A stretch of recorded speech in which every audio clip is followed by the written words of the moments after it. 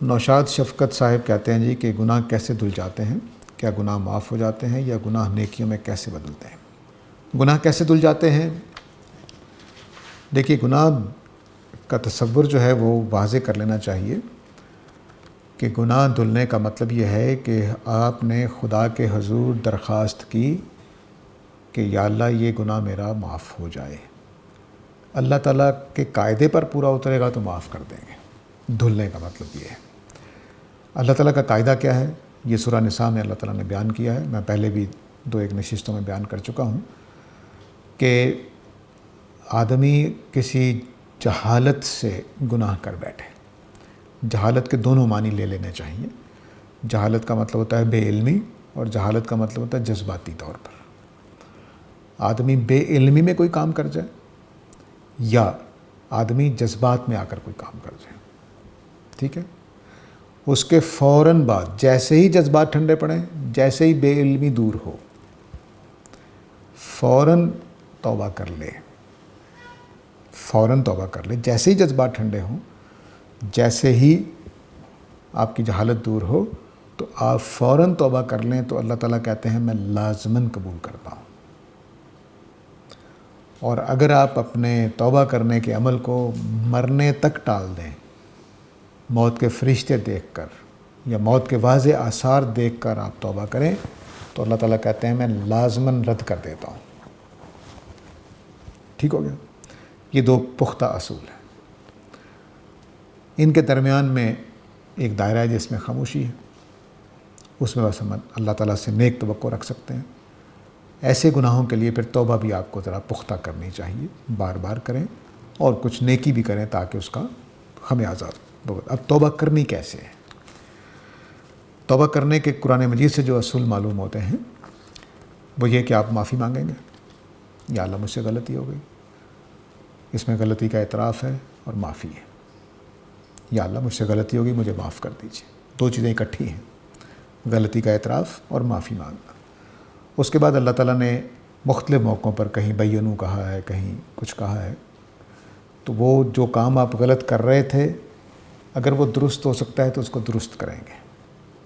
مثلا میں نے حق بات چھپائی تھی، اب میرے اندر تقویٰ پیدا ہوا، توبہ کا توفیق ہوئی، تو میں نے حق بات واضح کر دیا، تو یہ کیا کیا؟ میں نے تلافی کر دی، کمپنسیشن کر دی اس کی۔ میں نے عصر کی نماز نہیں پڑھی تھی، جیسے ہی مجھے خیال آیا کہ ہو عصر نکل گئی تو میں نے عصر کی نماز پڑھ دی، تو یہ کیا ہو گیا؟ تلافی ہو گئی۔ تو قضا جو نماز ہم کرتے ہیں یہ بھی اصل میں توبہ کا حصہ ہے، اس کو چھوڑ نہیں دینا چاہیے۔ جو نمازیں بہت اگر پیچھے ہیں تو اس میں تو اجتہادی مسئلہ ہو سکتا ہے، لیکن آج میری عصر رہ گئی ہے، آج میری ظہر رہ گئی ہے، اور مغرب کے وقت مجھے یاد آیا کہ میں نے عصر نہیں پڑھی، تو توبہ کریں اور نماز پڑھیں، ٹھیک ہے؟ تو یہ تلافی ہے۔ تو اعتراف، گناہ کی معافی اور کمپنسیشن۔ چوتھا حصہ یہ ہے کہ آئندہ کا وعدہ، کوشش کہ آئندہ ایسا نہیں کروں گا۔ یہاں جیسے اللہ تعالیٰ نے کہا سنزید المحسنین، کہ تم نے پچھلی جو گناہ کیے اس کے اوپر کہو گے حتتن تو میں تمہیں معاف کر دوں گا، لیکن نیک رہو گے تو مزید تمہیں دوں گا۔ تو بعد میں نیک رہنے کا پروگرام، اس غلطی کو دوبارہ نہ کرنے کا پروگرام بھی ذہن میں رکھنا اور بنانا ضروری ہوتا ہے۔ تو یہ گناہ کا دھلنے کا مطلب ہے۔ جی، اللہ تعالیٰ نے کہا ہے، خوشخبری دے رکھی ہے کہ گناہ معاف ہو جاتے ہیں، کیونکہ اللہ کو معلوم ہے کہ ہمارے اندر دونوں طرح کی چیزیں ہوتی ہیں۔ ہم جذبات میں آ کر، جہالت میں آ کر کوئی غلط کام کر جاتے ہیں تو اس کو پھر اللہ تعالیٰ معاف کر دیتے ہیں۔ گناہ نیکیوں میں کیسے بدلتے ہیں؟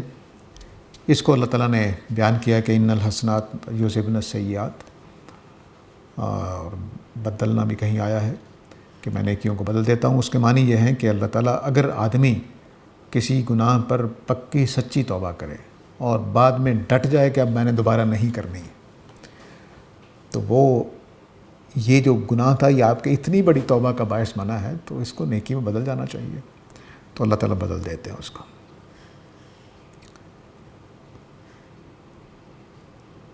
اچھا، اسی سوال سے متعلق ایک سوال بیچ میں آ گیا جی، نظام الدین صاحب کہتے ہیں جی کہ موت کو سامنے دیکھنے سے کیا مراد ہے؟ کیا بڑھاپا یا کسی مصیبت میں گر جانا جس سے مرنے کا خدشہ ہو، جیسا کہ جنگ یا سیلاب وغیرہ؟ نہیں، یہ مطلب نہیں ہے۔ موت کو دیکھنے کا مطلب یہ ہے کہ اب بالکل نظر آ رہا ہے کہ میں جا رہا ہوں، یہ مطلب ہے۔ بڑھاپا، جب تک بڑھاپا ہے اور موت کچھ بھی 2 دن بھی دور نظر آ رہی ہے تو سمجھیے کہ توبہ کا موقع آپ کے پاس ہے۔ بلکہ میں ان بزرگوں کو یا ان بیماروں کو جو بستر پر پڑے ہوتے ہیں اور نظر آ رہا ہوتا ہے کہ 2 مہینے 3 مہینے سال 6 مہینے میں انہوں نے چلے جانا ہے، ان کو میں یہی کہتا ہوں، اگر موقع ملے، وہ رشتہ تعلق ایسا ہو تو میں ان کو یہی کہتا ہوں کہ اللہ نے یہ معافی کا موقع دیا ہے، خدا سے معافی مانگ لیں، اور بہن بھائیوں عزیزوں رشتہ داروں کو بھی کہہ دیں کہ آپ کو معاف کر دیں۔ اس سے بہتر اللہ تعالیٰ آپ کے اوپر مہربانی کر رہا ہے، موقع دے رہا ہے۔ اور جو اس سے فائدہ نہیں اٹھاتے پھر وہ بعد میں، البتہ جنازے کے اندر بھی ہمیں یہ اہتمام کرنا چاہیے، کیونکہ ہم سارے خطا کار ہیں، گناہ گار ہیں، تو ہمیں نماز جنازہ ہم پڑھتے ہیں کہ بس بے خیالی میں پڑھ کے آ جاتے ہیں، نہیں، جتنے لوگ نماز جنازہ میں شریک ہوں وہ میت کو معاف کریں باقاعدہ۔ اگر کوئی شکایت ہے، کوئی اس نے بد زیادتی کی ہوئی ہے، کوئی بد کلامی کی ہوئی ہے، کوئی نقصان پہنچایا ہو تو اس کو معاف کر دیں۔ اور یہی جنازے میں عادت ڈالنی چاہیے کہ ہم میت کو معاف کرنے جا رہے ہیں، معاف کروانے نہیں جا رہے ہیں۔ تو دعا کرنی ہے لیکن ہم معاف کر رہے ہیں اس کو۔ تو اس لیے پرانے بزرگ یہ کہا کرتے تھے کہ جنازہ جس کا بڑا ہوگا اس کے بخشے جانے کا امکان ہے۔ اس وجہ سے نہیں کہ دعائیں زیادہ ہو گئیں، اس وجہ سے کہ یہ لوگ آ گئے ہیں اس کو معاف کرنے کے لیے۔ تو یہ وہ جنازے کا جذبہ جو ہے اس کو بیدار کرنا چاہیے۔ ہمارے ہاں بس وہ جس طرح کی ہماری نمازیں ہیں ویسے ہی جنازے ہوتے ہیں۔ شبانہ انصاری صاحبہ کہتی ہیں کہ تقوی قرآن کی روح سے کتنے مفاہیم سے ادا ہو سکتا ہے، یعنی تقوی کا مطلب تبدیل ہوتا رہتا ہے۔ تقوی جو ہے وہ دراصل اس کی اصل ایسنس ہے بچنا، اصل اس کا مفہوم بچنا ہے۔ اس بچنے کے لیے جو کچھ آپ کریں گے وہ تقوی ہوگا، جو کچھ آپ کریں گے وہ تقوی ہوگا۔ بچنے کے لیے، دوزخ سے بچنے کے لیے جو جتن آپ کریں گے، جو اقدامات آپ کریں گے وہ سارا تقوی ہوگا۔ میں دوزخ سے بچنے کے لیے نماز پڑھتا ہوں، تقوی ہو گیا۔ میں دوزخ سے بچنے کے لیے سچ بولتا ہوں، تقوی ہو گیا۔ میں دوزخ سے بچنے کے لیے سودا پورا تولتا ہوں، تقوی ہو گیا۔ میں دوزخ سے بچنے کے لیے چغلی غیبت نہیں کرتا، تقوی ہو گیا۔ تو جو کچھ آپ دوزخ سے بچنے کے لیے کرتے چلے جائیں گے وہ تقوی ہوتا چلا جائے گا، ٹھیک ہے۔ یہ اصل اس کا، اس سے پھر خدا خوفی کا مفہوم بھی اس میں آ گیا کہ دوزخ سے بچنے کے لیے ظاہر ہے کہ خدا خوفی کے ساتھ زندگی گزارے گا۔ پرہیزگاری کا مفہوم آ گیا، کیونکہ میں بچنے کے لیے گناہوں سے بچ رہا ہوں تو پرہیزگار ہو گیا۔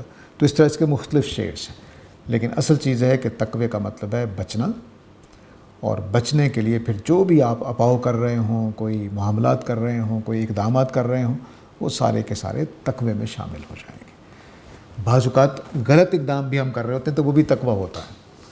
مثلاً ایک آدمی نے خیال کیا کہ دوزخ سے بچنے کے لیے الٹا لٹک جانا ہے، روحانیت اختیار کر لینی ہے، تو یہ بھی تقوی۔ اب وہ تقوی غلط ہو گیا، اللہ کو پسند نہیں ہوگا، وہ ایک الگ بحث ہے، لیکن اس نے تقوی کے لحاظ سے اختیار کیا ہے کہ میں اللہ سے بچنے، دوزخ سے بچنے کے لیے دنیا چھوڑ کر جنگل میں چلا جاتا ہوں۔ تو اب یہ غلط تقوی ہے، لیکن ہے یہ بھی تقوی۔ تو اس لیے ان تقووں کو اختیار نہیں کرنا چاہیے جو غلط ہوتے ہیں، صحیح چیزیں ہی اختیار کرنی چاہیے۔ تو لیکن مرکز معنی یہ ہے کہ بچنا، اور بچنے کے لیے پھر آپ گناہوں سے بچتے ہیں، نیکیاں اختیار کرتے ہیں، تو یہ سارا کچھ ہی تقوی ہو جاتا ہے۔ خدا خوفی، جنت دوزخ کا خوف، جنت کا لالچ، یہ سب تقوی کی ٹارگٹ ہوتے ہیں، ہدف ہوتے ہیں۔ اب یہاں سے کوئی سوال لے لیتے ہیں۔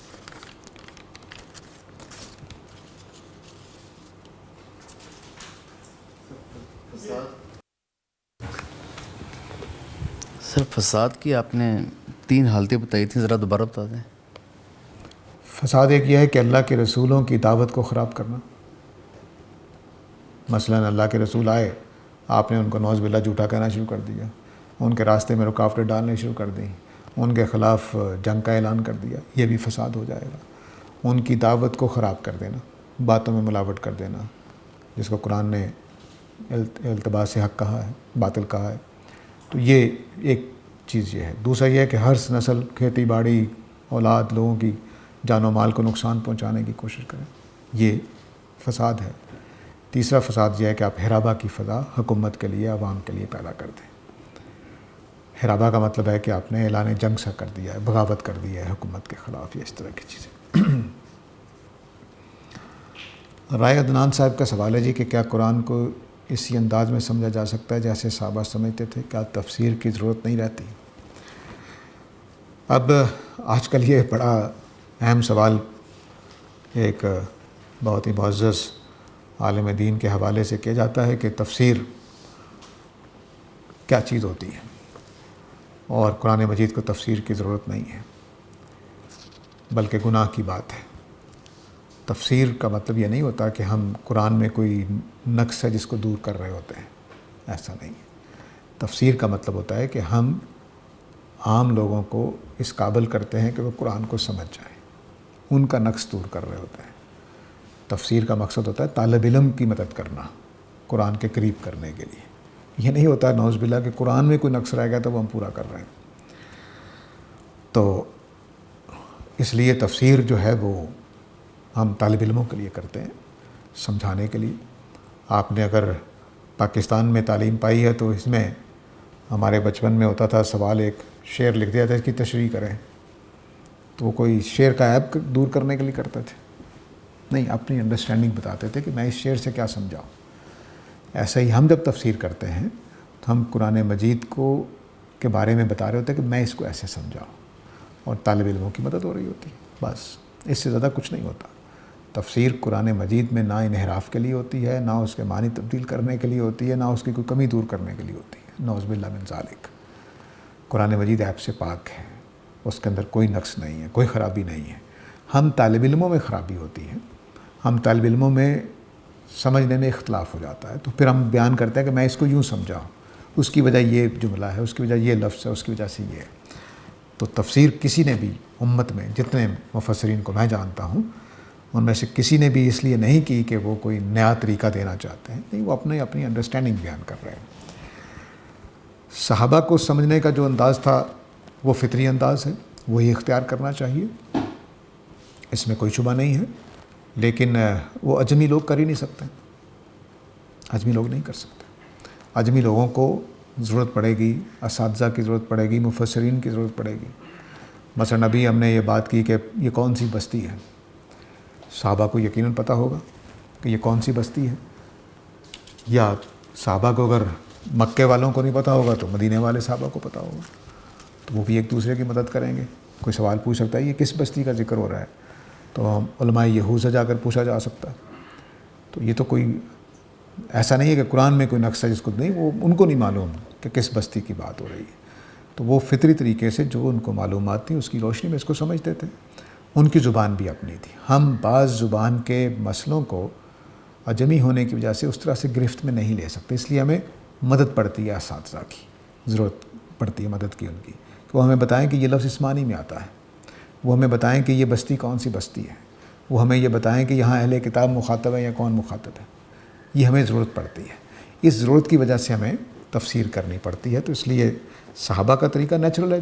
آج جیسے ہم آپس میں باتیں کر رہے ہیں، میں کتنی دیر سے بول رہا ہوں، 1.5 گھنٹہ ہو چلا ہے، گھنٹہ، تو اس میں جو میں بول رہا ہوں وہ آپ آرام سے سمجھ رہے ہیں، لیکن 100 سال کے بعد ہو سکتا ہے کہ میری اس گفتگو کو سمجھانے کے لیے آپ کے پوتوں کو کسی استاد کی ضرورت پڑے کہ ساجد کی بات کا مطلب یہ تھا۔ این ممکن ہے۔ شیکسپیئر کے ڈرامے سمجھنے کے لیے ایسا ہی ہوتا ہے۔ تو ٹیچر اور کتاب کے طالب علم اور کتاب کے درمیان گیپ فلرز ہوتے ہیں، تفصیلی کام جو ہوتے ہیں، اس کا قرآن کے اوپر کوئی حرف نہیں آتا۔ ہاں، سوائے اس کے کہ کوئی آدمی شرارت کی وجہ سے قرآن کے معنی تبدیل کر دے تو پھر واقعی وہ غلط ہوگا۔ تو امت میں کوئی تفسیر اس وجہ سے نہیں ہوئی کہ قرآن میں نقص ہیں۔ یہاں کوئی حال میں سوال ہے یا چلوں آگے؟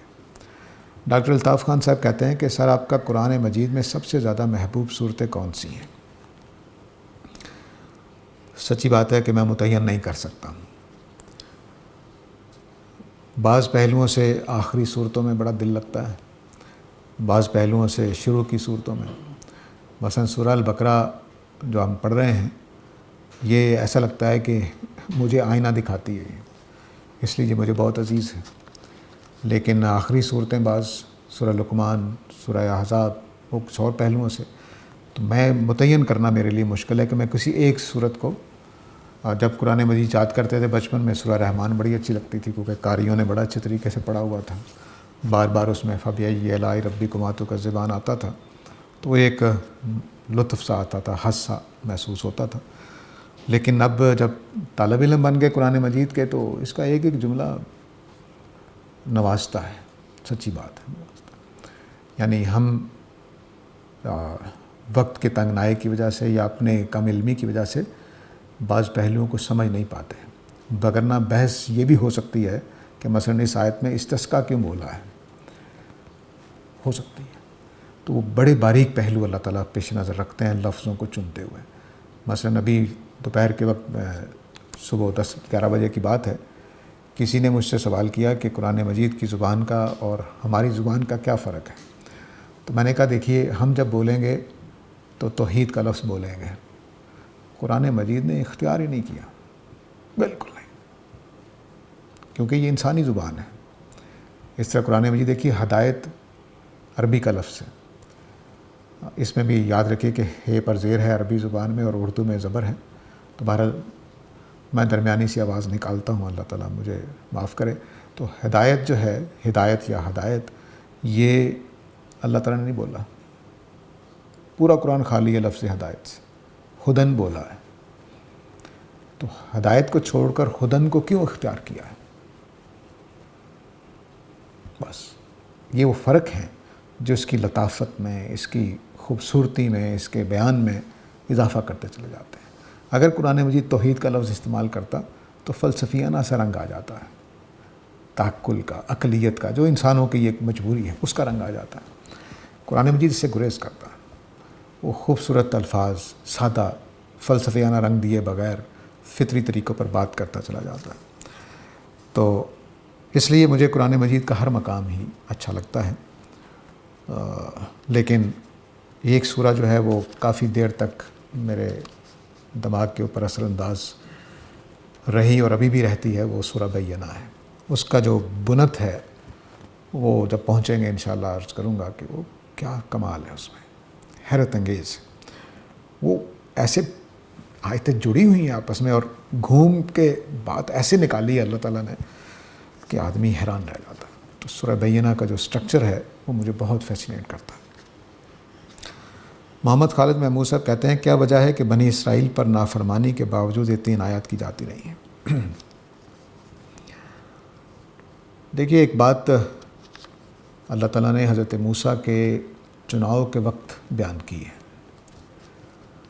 حضرت موسیٰ کو اللہ تعالیٰ نے کہا کہ دیکھو، میں نے تمہیں تیار کیا ہے، تیار کر کے پھر اپنے لیے چنا ہے تمہیں، اس لیے کہ میں بنی اسرائیل کو اللہ کا پیغام پہنچانے کے لیے دوبارہ زندہ کرنا چاہتا ہوں۔ تو ان کے ساتھ جو کچھ ہوا اسی وجہ سے ہوا ہے۔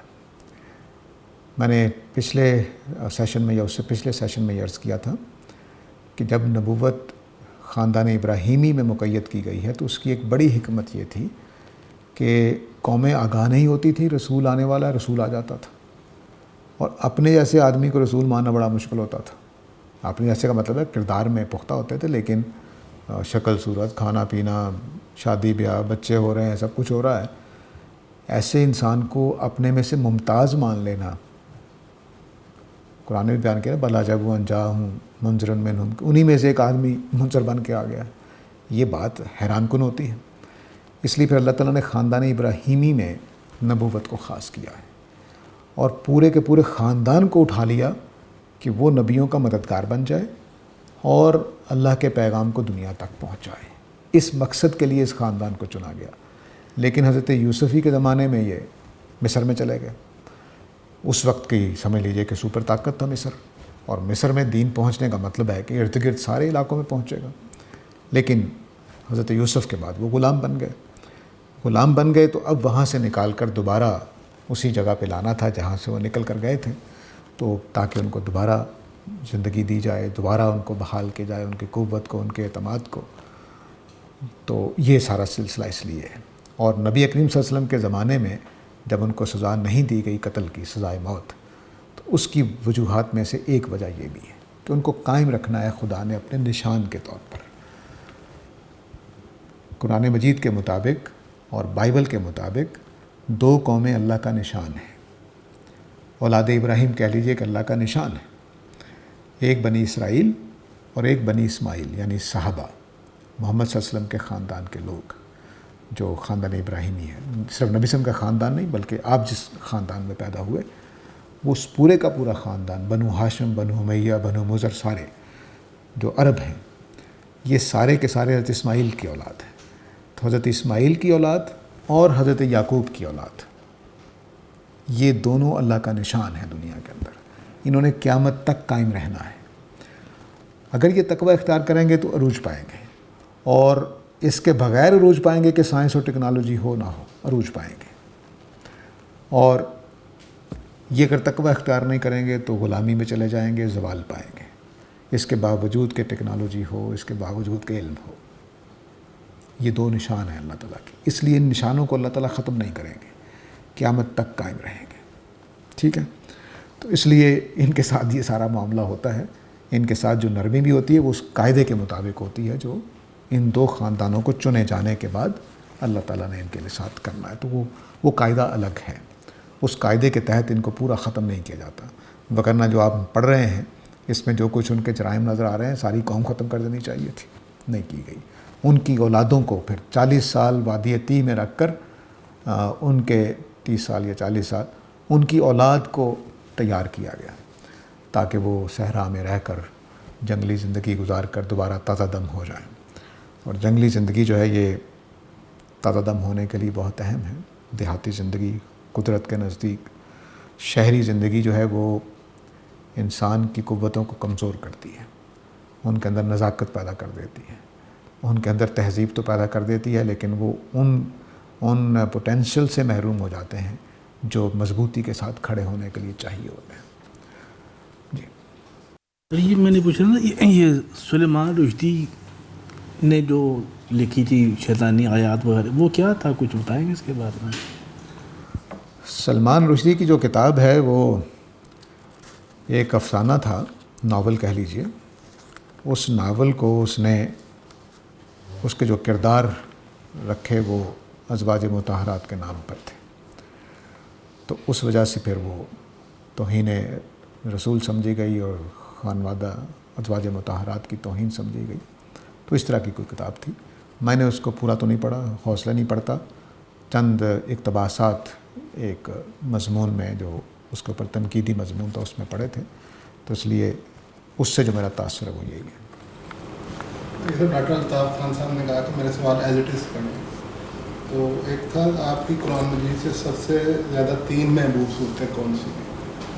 یہ تو آپ نے جواب دیا تھا کہ انہوں نے 3 کیا تھا۔ دوسرا سوال ہے ان کا، نفس کو ظلم سے پاک کرنے اور تقویٰ کو پروان چڑھانے کا طریقہ بتائیے تاکہ اسلام پر 100% عمل پیرا ہوا جا سکے جس طرح صحابہ کہا تھا۔ دیکھیے دوسرا سوال جو الطاف صاحب کا ہے، پہلے میں نے بتا دیا کہ سارا قرآن ہی ایسا ہے میرے لیے۔ سورہ بینہ اپنے سٹرکچر کے اعتبار سے ذرا بہت ڈیفرنٹ لگتی ہے مجھے، اور وہ ایک اور طرح سے، لیکن ہر سورہ کوثر چھوٹی سی سورہ ہے لیکن اس کا بھی سٹرکچر حیرت انگیز ہے۔ تو وہ کوئی میں الگ سے کرنا مجھے ایسے لگتا ہے کہ جیسے میں کسی چیز کو زیادہ اہمیت دے رہا ہوں، حالانکہ ساری کی ساری اہم ہیں۔ جو نفس کو ظلم سے پاک کرنے اور تقویٰ کو پروان چڑھانے کا کیا طریقہ ہے صحابہ اکرام کے حوالے سے، آپ نے جو دوسرا سوال پوچھا ہے اس کو میں عرض کرتا ہوں۔ دیکھیے صحابہ سوائے اس کے کہ وہ عرب تھے اور بہت فطرت کے قریب زندگی گزارتے تھے، قبائلی نظام تھا، قبائلی نظام کے ساتھ ساتھ ان کے اندر جو مضبوطی ہے انسان کے کردار کی ہوتی ہے وہ موجود تھی۔ اس فرق کے علاوہ وہ انسان ہی تھے، میں اور آپ بھی ویسے ہی ہیں۔ ہمارے اندر چونکہ تہذیبی اکائیاں زیادہ اثر انداز ہو کر ہمارے اندر کچھ نفاست پیدا کر دیتی ہیں، کروڈنس ختم کر دیتی ہیں، لیکن اس کے ساتھ ہی ہماری بہادری کو بھی لے جاتی ہے۔ یعنی میں نے اپنے لاہور میں، حالانکہ یہ بہت ایڈوانس سٹیز میں سے نہیں ہے، لیکن میں نے اپنے لاہور میں اچھے خاصے طاقتور نوجوانوں کو دیکھا ہے کہ چھپکلی آ جائے تو بھاگ کر وہ چارپے پہ چڑھ جاتے ہیں، کرسی پر کھڑے ہو جاتے ہیں، چھپکلی کے آنے پر. یہ بری بات نہیں، میں کوئی کسی کا مذاق نہیں اڑانا چاہتا، لیکن یہ بتانا چاہتا ہوں کہ ایک بزدلی کی علامت ہے یہ.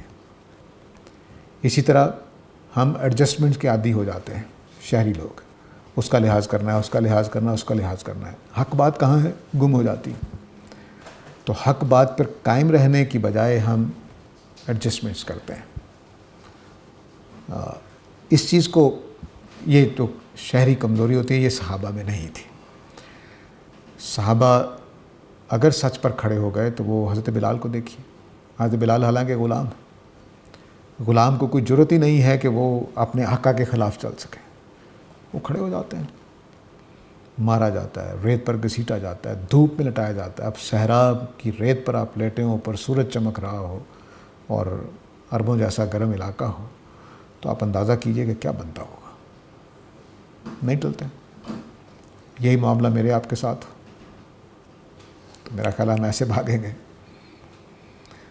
تو یہ وہ فرق تھا ان کے ہاں. اب ہمیں کیا کام کرنا ہے؟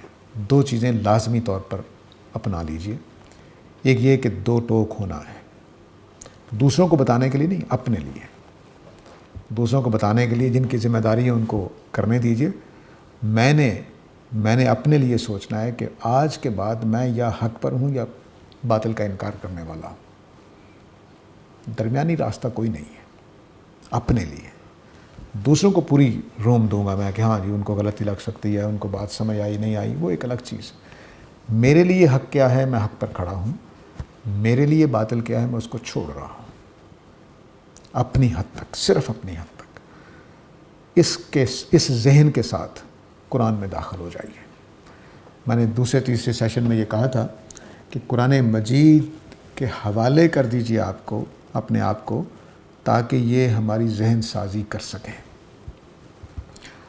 قرآن مجید ہماری ذہن سازی کرتا ہے، لیکن وہ ذہن سازی ہم ہونے نہیں دیتے.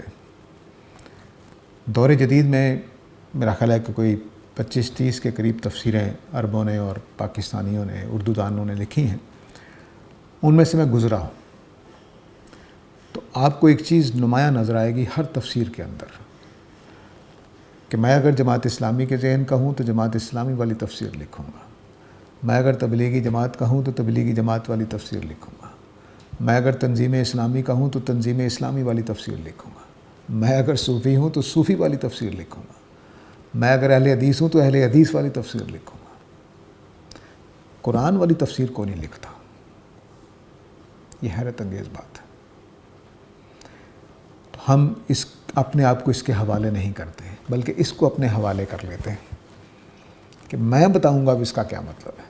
نہیں، اس کو بتانے دیجئے اس کا کیا مطلب ہے. تو اپنے آپ کو، پہلا کام میں نے بتا دیا کہ آپ نے حق اور باطل میں سے فیصلہ کر لینا ہے کہ میں نے ایک کو چھوڑنا ہے، ایک پر قائم رہنا ہے. درمیانی کوئی جگہ نہیں.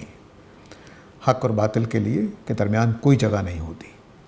اپنے بارے میں، دوسروں کے بارے میں نہیں. دوسروں کو رعایت دیجئے. ہاں، سمجھانے کا جو محبت کا تعلق ہے اس کے تحت کرتے رہیے خیر خواہی کے ساتھ. دوسرا کام یہ کہ اپنے آپ کو قرآن کے حوالے کر دیجئے. یہ آپ کی ذہن سازی کرے. اور جیسے میں نے بھی بتایا کہ نبی کریم صلی اللہ علیہ وسلم کس طرح سے یہاں سے حکم اخذ کرتے ہیں. یہود کے ایک گروپ کو کہا گیا ہے کہ تم جب شہر میں داخل ہونا تو سر جھکائے ہوئے داخل ہونا. نبی صلی اللہ علیہ وسلم جب شہر میں داخل ہوتے ہیں تو سر جھکائے ہوئے داخل ہوتے ہیں. براہ راست آپ کو کوئی حکم نہیں دیا گیا. اس طرح سے یہاں سے چیزیں لینی ہیں. تو آپ دیکھیے کہ یقیناً انشاءاللہ صحابہ کی صفوں میں ہوں گے قیامت والے دن. اللہ تعالیٰ خیر سے رکھے. تو قرآن مجید کو کام کرنے دیجیے.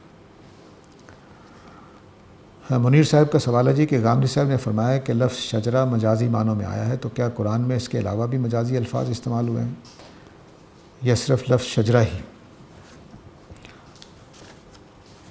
جی، قرآن مجید میں بہت سارے الفاظ مجازی استعمال ہوتے ہیں. اصل میں مجازی سے غلط فہمی ہوتی ہے، اس لیے میں نے اپنے ایک مضمون میں لکھا تھا کہ مجازی غلط تصور ہے. یہ ہمارے پاس آ گئی یونانی منطق اور یونانی بلاغت، اس کی وجہ سے ہم نے اس کو مجازی کہا ہے. تو اصل میں الفاظ جو ہیں وہ اس طرح سے استعمال ہوتے ہیں. مثلا ہم اپنے بیٹے کو کہتے ہیں چاند، تو یہ کس کو سمجھ نہیں آتی کہ چاند یہاں کس معنی بولا گیا؟ یہ مجازی نہیں، اس کا حقیقی استعمال ہے۔ ہم چاند دو معنی میں استعمال کرتے ہیں، ایک جو آسمان پہ چمکتا ہے، ایک اپنے پیارے بچوں کے لیے استعمال کرتے ہیں۔ بلکہ جب سے ہم نے چاند دیکھنے میں اختلاف کرنا شروع کیا ہے، محبوباؤں کے لیے بھی استعمال ہونے لگ گیا۔ تو یہ جو چاند کا مطلب ہے، یہ ہم اس معنی بولتے ہیں۔ چاند کا لفظ ان تین معنی بولا جاتا ہے: چاند آسمان والا، چاند پیارا بچہ، چاند محبوب۔ یہ تین معنی ہیں چاند کے، بس سادہ سی اتنی سی بات ہے۔ اسی طرح قرآن مجید میں بہت سارے الفاظ ہیں۔ مثلا ابھی قرآن مجید میں آیا ہے کہ وَادْخُلُوا هَٰذِهِ الْقَرْيَةَ، بستی میں کیسے داخل، شہر میں کیسے داخل ہوتے ہیں؟ اس کی کسی گلی میں سے جا رہے ہوں گے تو قریہ بول کر، پورا شہر بول کر، مثلا میں لاہور گیا تو آپ پورے لاہور میں جاتے ہیں؟ نہیں، کسی گلی میں جاتے ہیں، کسی محلے میں جاتے ہیں۔ تو اب آپ جب لاہور میں داخل ہوتے ہیں تو ایک گلی میں داخل ہوتے ہیں اس کے، لیکن کہتے کیا ہیں؟ لاہور میں داخل ہوئے۔ بلکہ ہماری اردو میں تو ایک اور محاورہ بولا جاتا ہے، لاہور آ گیا، پہنچے ہم ہوتے ہیں، کہتے ہیں لاہور آ گیا۔ تو اس طرح سے قرآن مجید میں بھی جن جن معنی میں الفاظ استعمال ہوتے تھے ان معنی میں استعمال ہوئے ہیں۔ قرآن مجید کہتا ہے کہ ان کے دل پتھر ہو گئے، تو دل پتھر ہو گئے وہاں مجازی معنی میں ہے۔ اگر مجازی کا اسلوب لیں تو پتھر وہاں مجازی معنی میں ہے، کیونکہ اگر آپ دل کو چھو کر دیکھیں تو ویسے ہی نرم ہوگا، ابو جہل کا بھی ویسے ہی نرم ہوگا، ابو بکر صدیق کا بھی ویسے ہی نرم ہوگا۔ لیکن پتھر ہو گئے تو پتھر وہاں مجازی معنی میں ہے، کہ وہ حقیقی معنی پتھر نہیں بنے تھے، سخت دل ہو گئے تھے، یعنی باتیں نہ ماننے والے۔ تو یہ مجازی معنی میں قرآن مجید میں بہت سارے الفاظ استعمال ہوئے ہیں، اس میں کوئی ایسا مسئلہ نہیں ہے، اس سے زبان میں کوئی خرابی پیدا نہیں ہوتی۔ لفظ مجازی اور حقیقی معنی میں استعمال ہوتے رہتے ہیں، اور ان کا استعمال نہ ہونا اگر کوئی نہیں کرے گا تو زبان خراب کرے گا۔ بلکہ میں تو کہا کرتا ہوں کہ یہ اتنی زبان کی اپنی ایک سائنس ہے، اس کی اپنی حقیقتیں ہیں، اس کے اپنے حقیقی اسالیب ہیں۔ مثلاً کسی سائنسدان کو اگر اپنی بیوی کو کہنا ہو کہ بھئی آج پکوڑے کھانے کو دل چاہ رہا ہے، تو دل بول کر وہ اپنی شخصیت مراد لے رہا ہے، تو یہی بولے گا، حالانکہ اس کو پتہ ہے کہ دل نہیں چاہتا، لیکن کہے گا یہی۔ تو یہ مجاز کے اثر، زبان میں یہی، زبان سورج چڑھتا ہے، یعنی میں نے بڑے بڑے سائنسدانوں کی کتابوں میں لکھا ہوا ہے کہ سن سیٹ کے موقع پر یہ بات ہوئی، تو سن تو سیٹ کرتا ہی نہیں ہے، کہاں کرتا ہے سن سیٹ؟ سورج طلوع ہوتا ہے کہیں، سورج غروب ہوتا ہے کہیں؟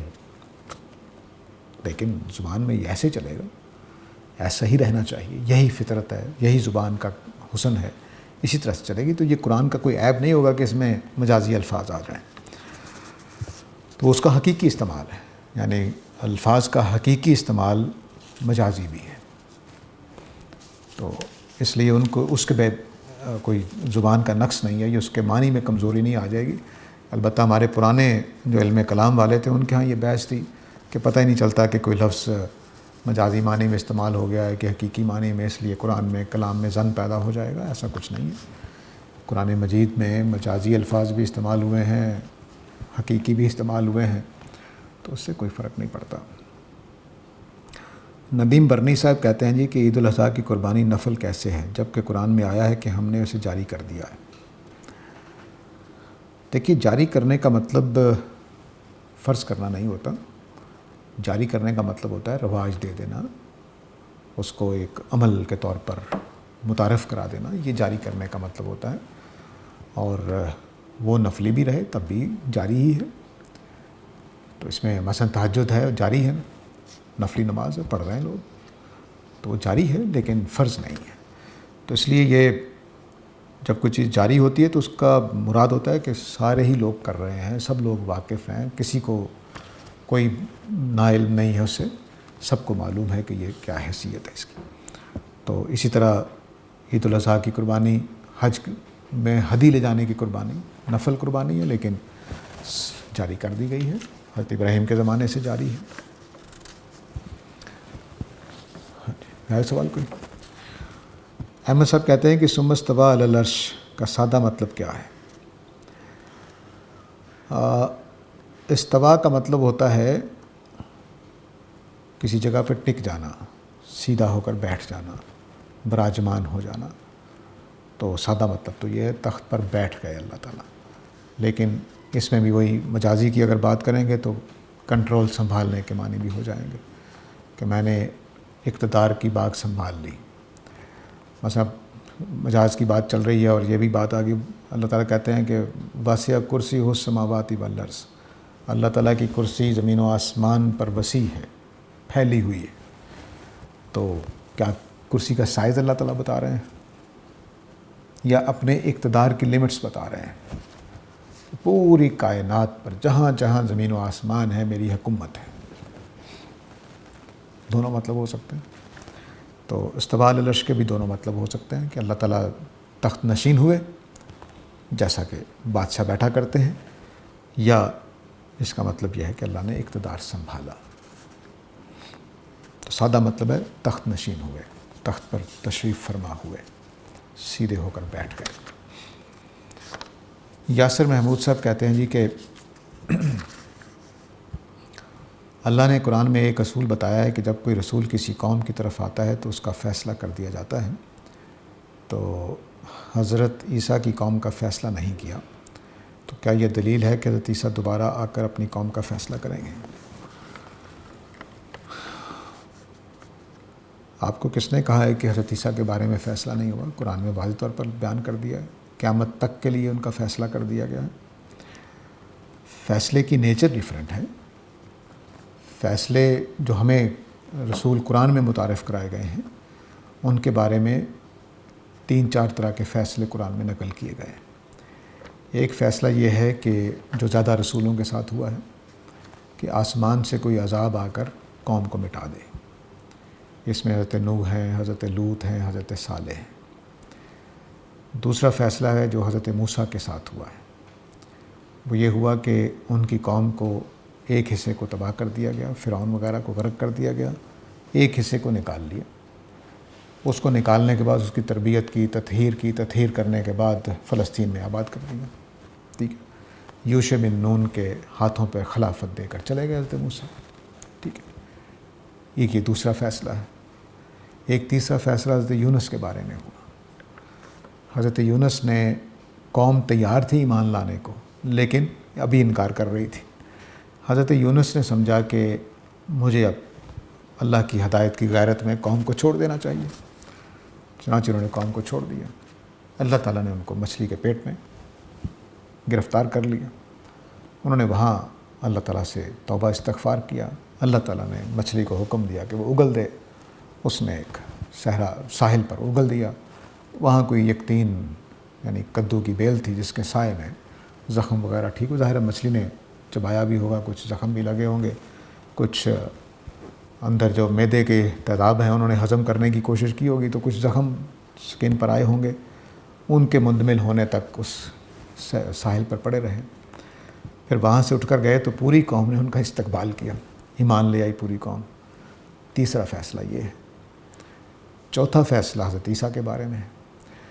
حضرت عیسیٰ کے بارے میں یہ فیصلہ کیا گیا کہ ان کی قوم نے، قرآن نے بیان کیا ہے، سورہ نام میں ہم پہنچیں گے انشاءاللہ تفصیل سے ذکر کریں گے، کہ اللہ تعالیٰ نے کہا کہ جب حضرت عیسیٰ نے محسوس کیا کہ اب یہ کفر ہی کریں گے، اس موقع پر پھر اللہ تعالیٰ نے ان کو فیصلہ سنایا.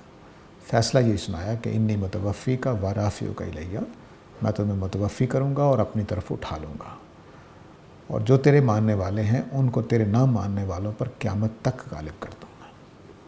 یہ وہ فیصلہ ہے جو قیامت تک کے لیے حضرت عیسیٰ کی قوم کے لیے سنایا گیا ہے. اب یہ فیصلہ ہو گیا قیامت تک کے لیے، اب ان کے دوبارہ آنے کی ضرورت نہیں ہے. چوتھا فیصلہ، پانچواں فیصلہ جو بھی نمبر ہو اب بھول گیا میں، وہ نبی کریم صلی اللہ علیہ وسلم کے بارے میں. وہ یہ فیصلہ ہے، آپ کے بارے میں دو امکان تھا، دو فیصلوں کا امکان تھا. وہ مشروط تھا قریش کیا کرتے ہیں. یہ تھا کہ حضرت عیسیٰ والا معاملہ کیا جائے کہ متوفی کر لیا جائے آپ کو بھی. اور دوسرا یہ تھا کہ جو اب تاریخ کا حصہ کہ نبی کریم صلی اللہ علیہ وسلم قریش نے نہیں مانا شروع میں، آپ اپنے قوم کو چھوڑ کر چلے گئے، مدینہ میں تشریف لے گئے. مدینہ میں جا کر اللہ تعالیٰ نے سلطان نصیر عطا کیا. سلطان نصیر کے ذریعے سے آپ نے اپنی قوم کے خلاف جہاد کیا. جہاد کرنے کے بعد مکہ کو آزاد کروایا. مکہ کو آزاد کروا کے لیظہرہ علی الدین کلہ کے اصول پر پورے عرب میں دین اسلام کو غالب کر دیا. یہ ایک فیصلہ ہے. اللہ تعالیٰ نے یہ بتا دیا کہ میرا فیصلہ کچھ بھی ہو سکتا ہے، لیکن شکل رسول کے غلبے کی ہوگی، ماننے والوں کے غلبے کی ہوگی. بس وہ اس قابل نہیں ہوں گے، مخالفین اس قابل نہیں ہوں گے کہ رسول کو مار ڈالیں یا فیصلے سے پہلے کوئی اس کے ساتھ ایسا معاملہ کر دیں. تو جیسا صلیب دینے کا معاملہ ہو سکتا تھا، تو وہ ہے معاملہ. تو یہ حضرت عیسیٰ فیصلہ کر چکے ہیں. اگر کسی اور کام کے لیے اللہ نے بھیجنا ہے تو ضرور بتا دیتے ہیں ہمیں. پرویز بزدار صاحب کہتے ہیں جی کہ سورہ البقرہ آیت 220 میں وَإِن تُخَالِطُوهُمْ فَإِخْوَانُكُمْ میں یتیموں کو ساتھ ملانے سے مراد ان کی ماؤں سے نکاح کرنا بالکل درست معلوم ہوتا ہے، کیونکہ اگلی آیت میں ہے کہ مشرک عورتوں سے نکاح نہ کرو. ایک بات جو کھٹک رہی ہے فَنْكِحُوا، اگر ان کی ماؤں سے شادیاں ہوں گی تو عربی میں دوسری تفسیر نہیں جو یہ ظاہر کرے کہ وہ آپ، اچھا دوسری تعبیر نہیں کہ جو ظاہر کرے کہ وہ آپ کے اپنے ہی، کیونکہ وہ بھائیوں میں سے زیادہ بچوں کی طرح ہیں. اچھا دیکھیے اگلا کمنٹ تھا کہ اسلائی صاحب اور جاوید صاحب نے بات اس بارے میں. جی اسلائی صاحب نے بات نہیں کی، بالکل ٹھیک ہے. دیکھیے اصل میں جو عربوں کے ہاں، ہمارے ہاں بھی بات کرنے کے اسالیب کا مسئلہ ہے. یہ اس کوئی تعلق تفسیر یا اس مشکل سے نہیں ہے. تو بعض الفاظ ایسے ہوتے ہیں کہ وہ اس طرح سے بولے جاتے ہیں کہ جو ماحول میں واضح ہوتے ہیں لیکن ماحول سے باہر لوگوں کے لیے واضح نہیں ہوتے. تو مثلاً کوئی پانی وانی لاؤ بھائی، یہ جملہ سنتے ہی آپ جان جائیں گے کہ کوئی آ گیا ہے. کوئی چائے وائے پلاؤ بھائی، تو پانی وانی لاؤ. پنجاب کے میں پنجابی آدمی ہوں اس لیے یہاں کے ماحول کے مطابق بات کر رہا ہوں. پانی وانی لاؤ کا مطلب مہمان آ گیا ہے. تو اب آپ جیسے ہی جملہ سنیں گے تو واضح ہوگا کہ کسی مہمان کے لیے جملہ بولا گیا ہے. ایسے ہی یہ جملہ بھی تھا. اس میں وہ بات بیان کرنے کی دوسری تعبیر لانے کی ضرورت نہیں ہے. یعنی آپ 200 سال بعد پنجابی کا یہ اسلوب ختم ہو جائے تو آپ کہیں گے یار تو کچھ دوسرا اسلوب ہونا چاہیے تھا بتانے کے لیے کہ مہمان آ گئے ہیں بھائی، کوئی پانی وانی لے کر آؤ. نہیں، تو یہ ماحول کے اندر واضح ہوتے ہیں کہ یہ جملے ہم کب بولتے ہیں. زبان شناسی کا مطلب یہی ہے کہ ہم یہ الفاظ کس موقع پر بولے جاتے ہیں. جس آدمی نے یہ پہچان لیا وہ صحیح معنی تک چلا جاتا ہے، وگرنہ پھنسا رہتا ہے. تو جملوں کا بولنے کا بھی ایک موقع محل انڈرسٹوڈ ہوتا ہے، تو ان جملوں کے بولنے کا بھی ایک موقع محل انڈرسٹوڈ ہے. جی آپ کچھ کہنا چاہ رہے ہیں؟ حدیث کے الفاظ پتہ نہیں یہ صحیح ہیں یا نہیں، پر آپ تصحیح کر دیں کہ جب اہل کتاب تمہیں سلام کریں تو تم اس کے جواب میں صرف وعلیکم کہو. ایسے ہی کوئی کرسچن یا کوئی بھی ہمیں اگر سلام کرتا ہے تو ہمیں صرف وعلیکم کہنا ہے یا وعلیکم السلام؟ دیکھیے رسول کے زمانے کے کافروں کا اور رسول کے زمانے کے اہل کتاب کا ایک معاملہ مختلف تھا کہ وہ رسول کے دشمن قرار دے دیے گئے تھے. اس لیے ان کے ساتھ تعلقات توڑنے کا حکم آیا تھا. اگر آپ دعائے قنوت وہ والی پڑھیں جو احناف پڑھتے ہیں تو وہ نترک من یفجرک، ہم اس کو چھوڑ دیں گے جو آپ کا فجور کرتا ہے، آپ کی نافرمانی کرتا ہے. تو رسول کے زمانے میں یہ لازم ہو جاتا ہے ایک سٹیج پہ آ کے کہ اللہ کے رسول کے انکار کرنے والوں سے رشتے ٹوٹ جاتے ہیں، نکاح ٹوٹ جاتے ہیں، تعلقات ختم ہو جاتے ہیں، وراثتیں منتقل ہونے سے رک جاتی ہیں. اتنے سخت احکام ہو جاتے ہیں. اسی زمانے سے متعلق یہ حکم بھی تھے. ٹھیک ہے، لیکن بعد میں یہ قوموں کے رویوں کے اوپر ہے کہ ہمیں مثلاً ہمارے محلے میں جو 2-1 ہندو رہتے ہیں، کچھ عیسائی ہمارے گھروں میں آتے جاتے ہیں، دوستی احبابی ہوتے ہیں، وہ السلام علیکم کہتے ہیں، وعلیکم السلام. ہمارے المحرم میں 2-3 لوگ کام کرتے ہیں، ہم ان کو السلام علیکم وعلیکم السلام ہی کہتے ہیں. کیونکہ اسی دور میں تو اہل کتاب سے شادی کی اجازت بھی تو دی گئی نا. جی تو اگر یہ اس دور میں تھا کہ یہ ختم کر دیں تعلقات تو پھر شادی بھی جاتی. ہاں، تو اس میں اب جو یہود کے ساتھ یہ معاملات تھے اس میں ایک اور خاص پہلو تھا. جس طرح میں نے ابھی بتایا کہ وہ الفاظ کو بگاڑ کر بولتے تھے، تو اس میں وہ السلام علیکم کو السلام علیکم کہہ دیتے ہیں. ہمارے بھی بعض پنجابی بولتے ہیں السلام علیکم جی. السلام کا مطلب ہے زہر، آپ پر زہر ہو. اب اس کا کیا جواب دیں گے؟ وعلیکم السلام. تو اب وہ یہودیوں کے ہاں یہ چونکہ تربیت ان کی یہی تھی کہ وہ لفظوں کو تھوڑا سا ٹلٹ کر کے زبان کو بولتے تو معنی خراب ہو جاتے تھے. تو یہ اس پہلو سے بھی تلقین ہو سکتی ہے کہ آپ نے کہا کیونکہ وہ الفاظ کو اس طرح سے تروڑ مروڑ کر پیش کرتے ہیں تو تم بس وعلیکم کہہ دیا کرو. تو جو انہوں نے کہا ہے بس وہی ان کو لوٹا دیا جائے. اس کا کوئی تعلق ان کے مذہبی گروہ ہونے سے نہیں ہے. آج کے دور کے لیے تو ان کے رویے پر ہوگا. اگر وہ اچھے ہیں تو ہم اچھے طریقے سے ملیں گے کیونکہ ان کو خدا کا دشمن قرار نہیں دیا گیا. لیکن اسی زمانے میں مدینہ میں جو یہود تھے بس انہی کو نبی صلی اللہ علیہ وسلم نے اتمام حجت کیا ہے. جو اس وقت فلسطین میں رہتے تھے ان پر اتمام حجت نہیں ہوا تھا. تو اتمام حجت کا دائرہ جہاں تک ہے وہیں تک یہ احتیاطیں برتی جائیں گی.